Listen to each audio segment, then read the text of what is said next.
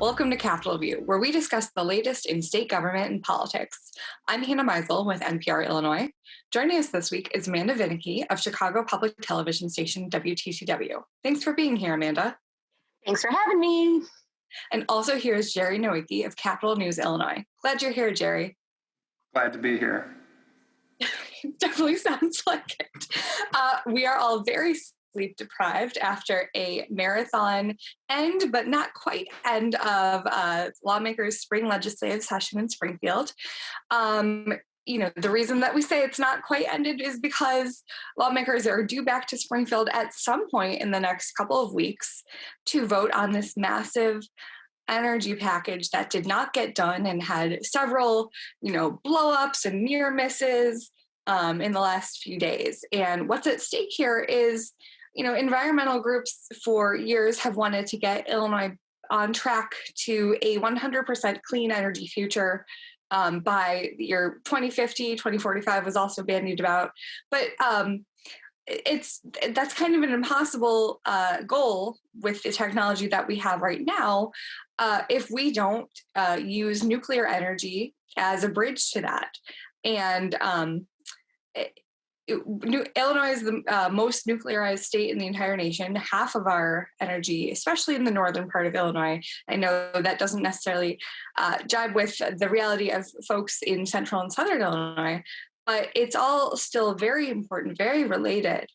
Lawmakers did not get this done because deal making between the governor's office and nuclear giant Exelon went to the 11th hour.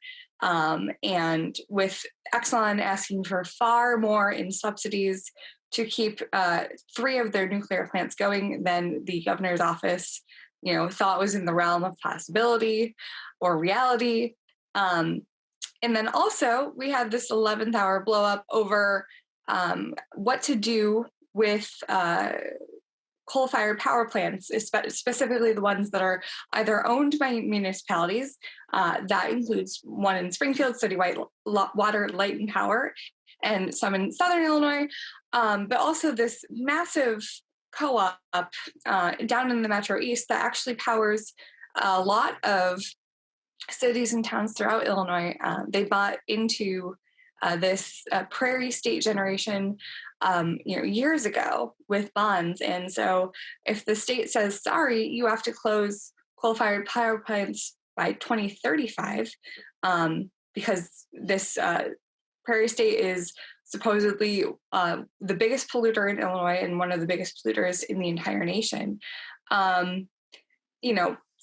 the cities and towns that bought into it would be upside down on those bonds. So it's very, very, very complicated. I hope viewers are still with us. But Amanda, let's go to you. I thought it was very interesting that of all things to, hold us up, it wasn't the big subsidy to Exelon deal, but it was this other thing. So, walk us through what this means. People are still very much on pins and needles. I hear, positivity and then negativity from those who are negotiating this deal. What does it mean that we've been held up on this, and what happens next? So a couple of things. I think you're right that everybody thought that Exelon was really going to be the holdup for a couple of reasons. First being that, of course, it's Exelon. And that, of course, is the parent company of Commonwealth Edison, which we see all over the deferred prosecution agreement and the prosecuting court documents against some of Madigan's inner circle. And that's directly tied to the precursor big energy legislation that is called the Future Energy Jobs Act, which was kind of supposed to be the path toward renewables, but needs fixing. So yet another reason why this legislation was brought to the forefront. So everybody thought that would be there because the specter of corruption in dealing with this company that, according to that deferred prosecution agreement, really made millions of dollars off of Illinoisans through this law that was, again, the precursor to the current package.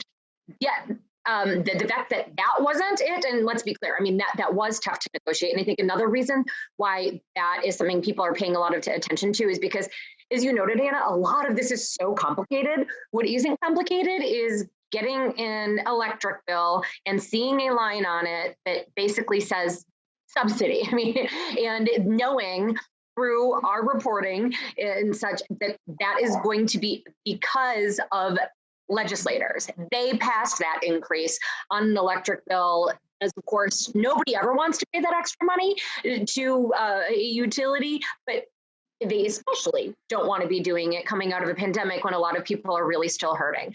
So where do things go from here? As you noted, I think negotiations are continuing. It is both, however, the fact that they waited until the 11th hour, a lot of things, we saw this, right? The reason that we're all sleep deprived is because so much was saved until the very end of the General Assembly, as is typical. But sometimes that doesn't pan out. Generally, that pushes everybody to an agreement because you got to get it done. In this case, no, waited too late, something popped up, couldn't make it happen. And so now not only do you have to reach a deal, people could back out of the current one, and it's tough to get all the legislators back in Springfield. Folks plan on May 31st being the end, people are on vacation. So you're really going to have to work that roll call. This is something, however, we talk a lot about, or I mentioned because I think it's very instructive in terms of what does and doesn't get done in Illinois, that Democrats hold super majorities. This is not something that is going to necessarily be partisan. You're going to see a mixed roll call. And so when there is a deal, it's going to be a tough one for legislators to potentially vote for because, again, of that excellent component that we've been talking about. But it's doable, I think. Yeah. And, you know, like Amanda said, we left so much toward the very end. I mean, yes, in a certain sense, it is typical for the legislature, at least as long as I've been around, to see things pop at the very last day. I mean, it's kind of remarkable that Democrats introduced budget language finally at 1:30 in the morning on Monday, Memorial Day.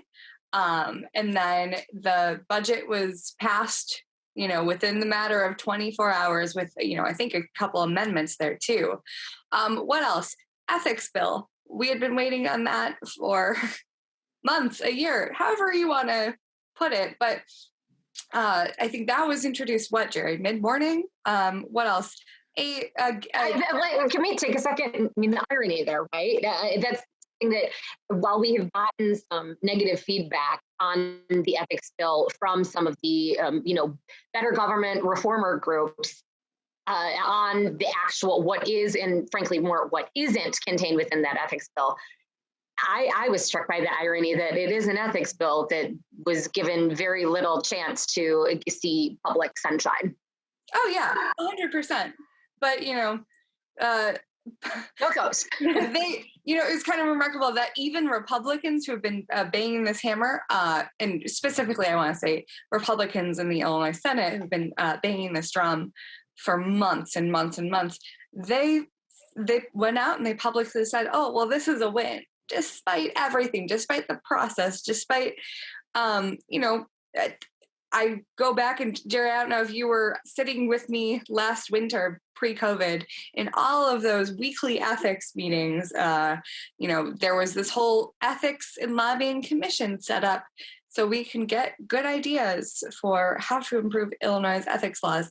I have no idea how much of that testimony actually made it through into these bills, or if lawmakers just wrote it and said, well, this is doable because of political realities. I mean, the ethics thing, Jerry, is this an ethics bill that is workable and, is actually going to make meaningful change, do we think? I don't know. That remains to be seen. So what the thing that I haven't really gotten out of it is, a lot of this is, and sort of the impetus for it was, guys like Luis Arroyo who lobbied the city of Chicago and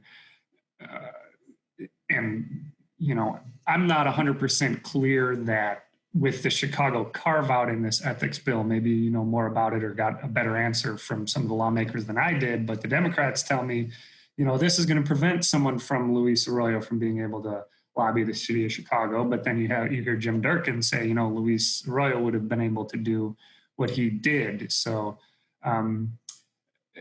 Luis Arroyo, of course, he had lobbied the city of Chicago on behalf of these sweepstakes machines, ended up being indicted, was one of the many indictments. So I'm not 100% sure operationally how that Chicago carve-out would work. I think the extent of it is that for if you lobby any other municipality, you'll have to register with the Secretary of State. But is it, maybe you could clear this up for me, Hannah? I've asked folks, and they're still trying to analyze it and say they'll get back to me. It is a little convoluted, and usually you can. To my point, right? That, like, this is an ethics bill that didn't have thorough vetting.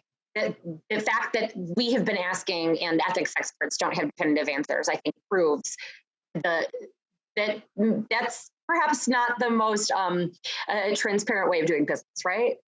Right. I mean, and for the process part of this, I always say, people, when I hear people say, "Oh, that's just Illinois," I compare it to, a person who goes out and says, "Oh, I drive drunk every day. It should be fine." After behind the car after these 5 tequilas.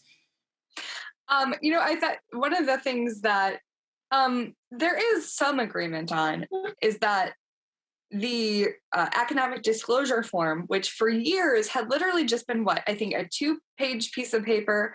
And usually when you look them up, people say just like for all the categories, NA, not applicable, and then that's it. So the statement of economic disclosure, is a lot more thorough than it used to be. So that's, possibly a win. But, other things, there's really kind of mixed, I'd say mixed feedback, especially because it bans fundraisers in Sangamon County, which of course where Springfield is, where the legislature is, on Mondays and Fridays during session weeks. And the argument there is that, someone's going to hand you a check before a vote. But if you're going to, change your vote for a check in the first place, that's not going to change the venue. And honestly, it ends up hurting local restaurants who have come to depend on, hosting these fundraisers over, many decades. And did they make that statewide, Hannah, for fundraiser ban statewide? Did they? I think so. I think it is statewide, but nonetheless, where does that really hurt, Hannah, to your point, of Springfield, just given sort of that tradition in terms of economics, I think. Right. So, Jerry, the budget, the $42 billion budget, it was one of those Deus ex machina kind of things. We remember flashback 7 months ago, I think, was Election Day.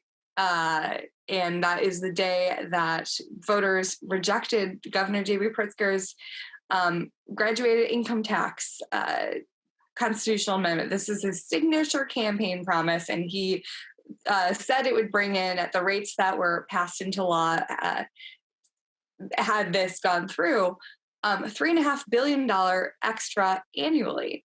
And then the next day, we all remember, the governor came out and he kind of shamed folks who didn't vote for it, and shamed the the business interests, the Republicans who spent a lot of money trying to defeat it. And he said, this is going to be a very painful budget as a result. But doesn't seem like there's a lot of pain in this budget.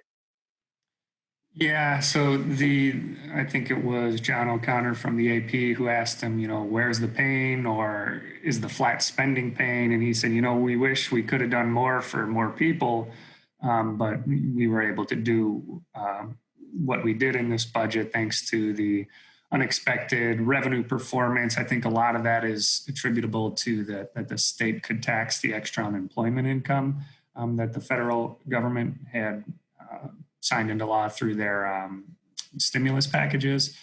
But, they did end up putting the extra $350 million towards schools that the evidence-based funding model calls for each year.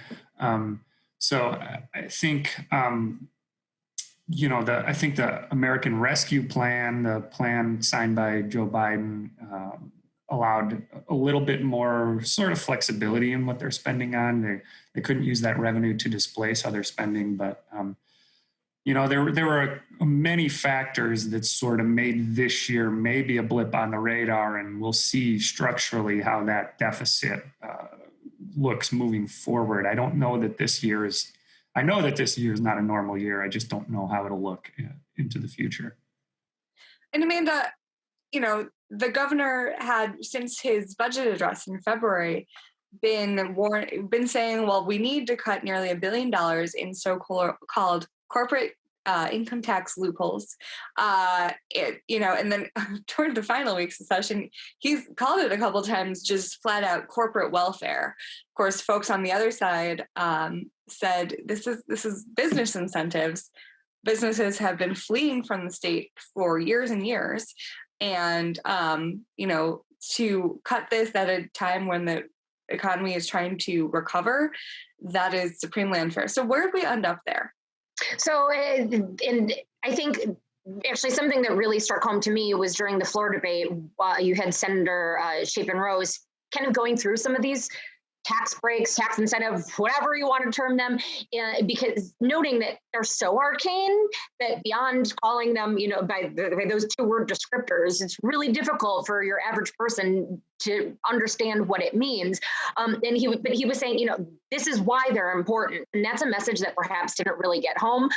What you ended up having happen was one of the things that I think people do really understand a lot about, and there was heavy lobbying on, is the governor had wanted to reduce the tax credit given to donors to invest in kids.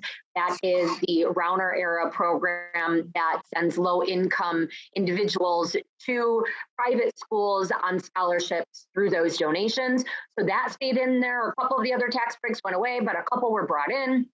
This is something that I think is particularly interesting about it is clearly, Hannah, as you noted, through changing his rhetoric there, really amping it up, and very, I think, proactively partisan in some of his remarks, sort of defending the budget, saying it's balanced, it's Republicans who wanted to do bad.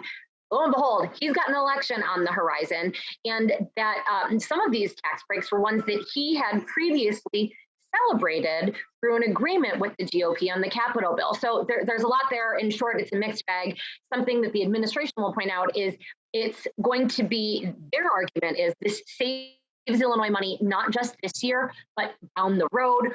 Really hard to figure out, does it save money? Or if you agree with the businesses, is it going to cost the state money through a lack of jobs?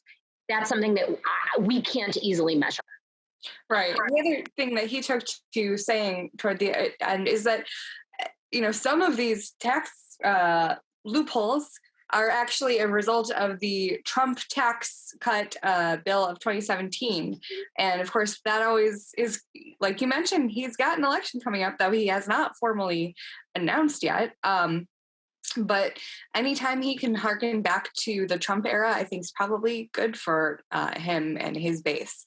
But Jerry, I want to move on to maps. I think since this program was last filmed, the Democrats were able to ram through their version of maps, and I think also a new version of their maps had surfaced, I believe, Thursday evening. 24 hours before they'd be passed.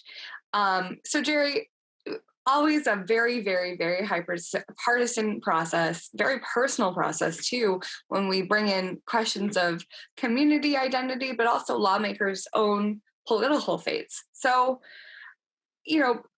Republicans obviously slam the process as being, the furthest thing from transparent.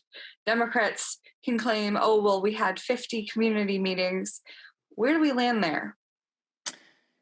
Well, I think one of the illustrative back and forths regarding the maps debate took place when Representative Curtis Tarver was on the floor introducing the judicial maps, and Rep. Tim Butler from here in Springfield is questioning him and says, "What's in this map?" Curtis Tarver says, "I don't know. I didn't draw them. I don't know who drew them. I don't know how the language got to be in the bill, yada, yada, yada." So they're hiding behind their consultants, whatever. Some consultant drew this. I don't know who it was. There was EDS, I think, is the company that they said helped them. Senate President Harmon finally admitted that EDS was a company that was used. But when I've said that EDS was the company that helped draw the maps, their office, of course, sent me a correction. No, they didn't draw the maps. They were just a consultant. So I said, oh, good. I'll delete the tweet once you tell me who did draw them. Still nothing. It's a completely opaque process. We all know it was going to be a partisan process. Democrats are going to try to protect their seats. We all knew that coming in. But a little more honesty, a little more transparency is entirely necessary for this process. If you're going to, do it, at least say, I think they finally did in the final floor debate, we're trying to protect this level of diversity. We're trying to protect the things we've accomplished. Fine. Say that all along and say who's drawn this map and who you're paying to do it. Yeah, that was very interesting to finally, because of course there are court cases coming. They're being drafted up right now. But so the Democrats had to be extremely careful about, what they said in the lead up. But after they passed these resolutions that contain their legislative intent, it's very difficult to explain. But they finally, as you said, in the House, at least they let loose, and it was all about identity. And it was pretty interesting to finally hear people, and Republicans too, all about identity, and just everyone finally let loose. And it is, like I said, the most partisan thing that they could possibly do is drawing these maps. Amanda?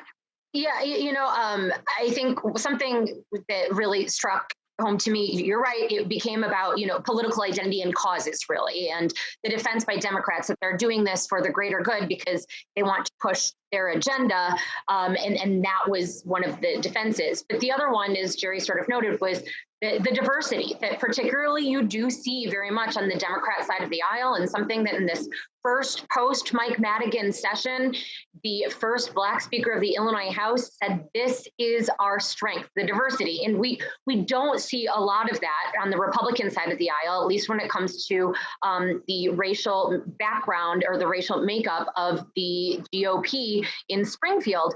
But while Democrats were celebrating that, many of the organizations, the community groups that really had fought for community representations, that these districts would have at least a 50% makeup of Latinos, Muslims, Blacks, so that these populations would be protected and being able to choose a representative of choice. They're really unhappy. In one of those lawsuits, a lot of speculation will come from MALDEF, that's the Mexican American Legal Defense and Legal Education Defense Fund. So it was something that Democrats are saying, hey, we've got this. This is what these maps were designed to do. And the community organizations were saying, hey, wait, hold up. No, you didn't. Right. And, no one ever likes to be spoken for if it's not quite the same thing. It's doubly complicated when you have, especially in the process this decade, Latino lawmakers were put in charge, and Black lawmakers were made their deputies on these redistricting commissions. And so it's really interesting to see the back and forth between the community advocates of color and, their counterparts on the folks who are in charge. And you're arguing about the same things, but the lawmakers say, sorry, you're wrong, we're right. And they say, we're the community group. It's very interesting, very complicated to parse. But, at the end of the day, either the governor will veto the maps, which is very unlikely, despite his campaign promises that he would veto maps that were drawn by legislators or political, staff, or the courts will step in and then they'll end up drawing the maps. Or at the end of the day, when the final census data comes out, the legislature will come back in and, rejigger them. But for now, we are almost out of time here. I would like to thank our guests, Amanda Vinicky, Jerry Nowicki. My name is Hannah Meisel. Thank you so much for joining us on this week of Capitol View.